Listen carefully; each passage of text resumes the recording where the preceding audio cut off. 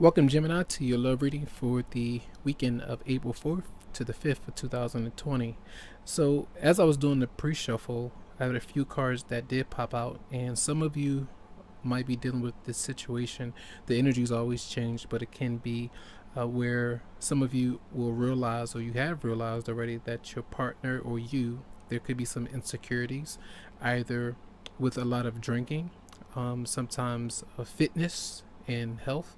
Those things could be going on, and one or the other might be having some issues with those changes. So there could be some insecurities and doubts showing up with the connection, and the other person might not be revealing all of that, but the other person knows. So that kind of situation. But here, as we look here, the overall energy is 7 of Cups. It seems like both of you could be single or keeping your options open right now as the energy stands, because what you're bringing is it's like the Knight of Cups in reverse. It's the energy of not offering, a connection or being open to someone else. Often, because we aren't really happy with how things have gone, you can kind of see how, well, this night I can see that person looking at back in the past and looking at a person who has their options open. So there does seem to be maybe a bit of possessiveness or a little bit of jealousy that might be there, a little bit of resentment that you could be holding on to. So you could be just a little bit stressed out now. Some of you could be taking on the energy of a water sign for some, and you might be dealing with a water and a fire sign, because two people are showing up here.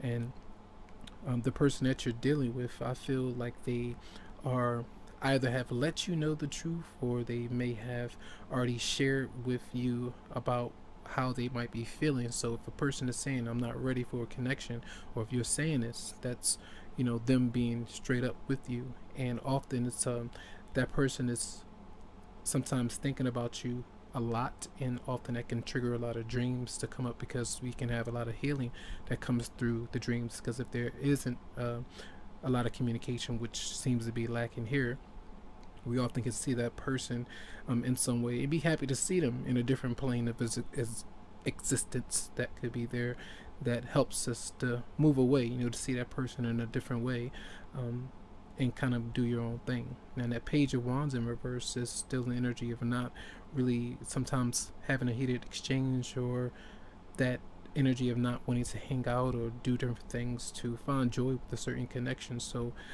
being a bit down when it comes to the connection, and it could be like someone leaving someone else alone because of children, or you had children together, but now someone else is one person is gaining custody and the other person is kind of doing their own thing. So that's what it seems like for at least the weekend. The emotions may be very intense, but I feel like overall it's still kind of freeing yourself up with the connection. And we have free yourself. That's interesting I say that. So it's time to take back control of your life, and that's what I feel like some of you are doing, is not really feeling stuck, or like you have to be with someone else who might not be ready for you, or who doesn't want to be with you.